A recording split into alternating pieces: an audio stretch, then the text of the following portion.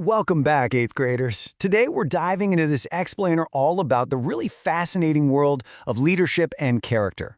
We're going to explore a special lesson from Unit 5 on citizenship, culture, and reform, specifically looking at leadership in a constitutional republic, and honestly, how we can learn from the greats who came before us. So, if you've ever wondered what makes someone a truly great leader, or how you can even develop those traits yourself, you're in the exact right place.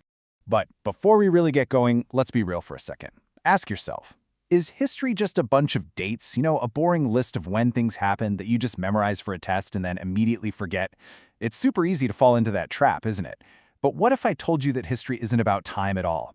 It's actually about people. It's about their struggles, their triumphs, and those massive, heavy decisions they had to make when the pressure was completely on them.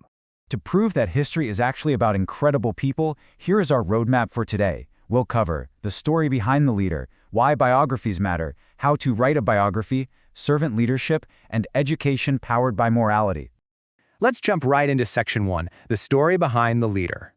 So what are we really talking about here?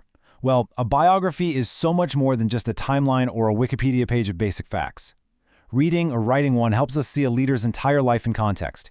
It forces us to ask the deeper questions, like what were the specific challenges they faced? What did their successes actually look like back in their day? And maybe most importantly, what were the deep internal values that guided them when things got really tough?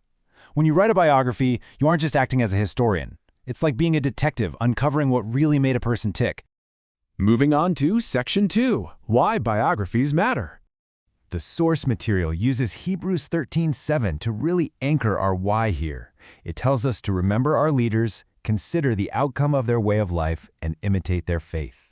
Look, we don't study leaders just to pass a test. We study them so we can look at the actual, real-world results of how they lived. Did their choices lead to peace and prosperity, or did they just lead straight to disaster?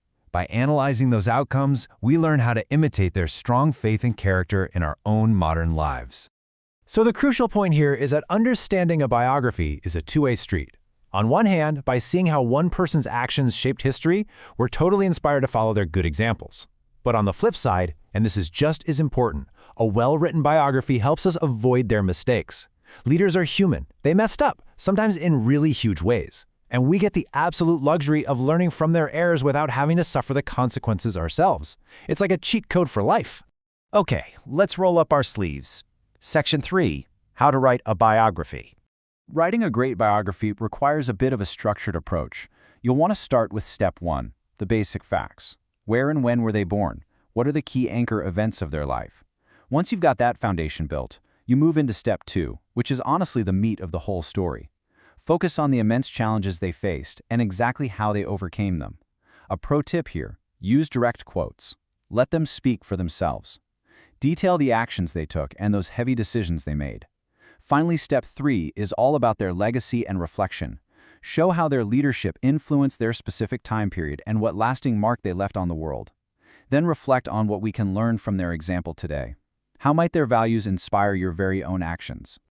Keep this quick checklist in mind for your homework. Remember the big takeaways. First, a biography is way more than dates. It's a whole life story. Second, challenges are exactly what shape a leader's character. Smooth sailing doesn't build greatness, right? And third, your final reflection is what bridges the gap. It connects their past leadership directly to your present choices today. Which brings us to Section 4, Servant Leadership. This is a critical part of our explainer. The curriculum highlights this quote from Mark chapter 10, and it completely flips everything the world tells us about leadership upside down. It shows us that true greatness doesn't come from bossing people around. No way. It requires integrity, humility, and a deep, genuine desire to serve others. Leadership in a constitutional republic should always be guided by these exact traits. Think about it. Worldly leadership is so often just about elevating yourself, right? Getting the fame, the money, the power, making sure everybody in the room knows you're the boss. But servant leadership, that is leading to help others. When you write your biographies, keep your eyes peeled for these traits. Ask yourself, did your leader use their power to lift themselves up, or did they use their position as a tool to serve and protect the people around them? And finally, Section 5, Education Powered by Morality. This right here is the core philosophy of the HeroesMart Academy Godly Learner series. The curriculum intertwines biblical morality with education based on one simple but incredibly profound truth. Education without morality will hurt.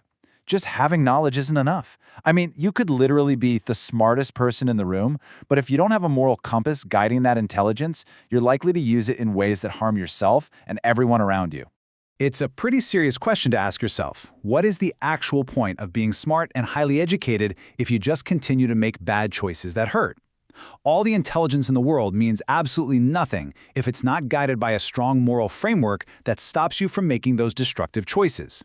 History is absolutely full of incredibly smart leaders who lacked morality, and let me tell you, they left a massive trail of disaster in their wake. But instead of that pain, the series points us to the promise in Romans 8:6-7, which guarantees peace of mind to everyone who keeps their mind spiritual. The whole idea is that when our learning is intertwined with a spiritual focus and biblical morality, we don't just get smarter, we gain peace. We start making choices that build up our communities rather than tear them down. And that is exactly the experience you'll find as you engage with this content and apply it to your own life. As we wrap up this explainer, I really want to leave you with this final thought. The leaders of the past have already run their race. They've laid out the blueprint of exactly what to do and what not to do. But you're up next. So how are you going to apply their legacy to your own life, starting right now?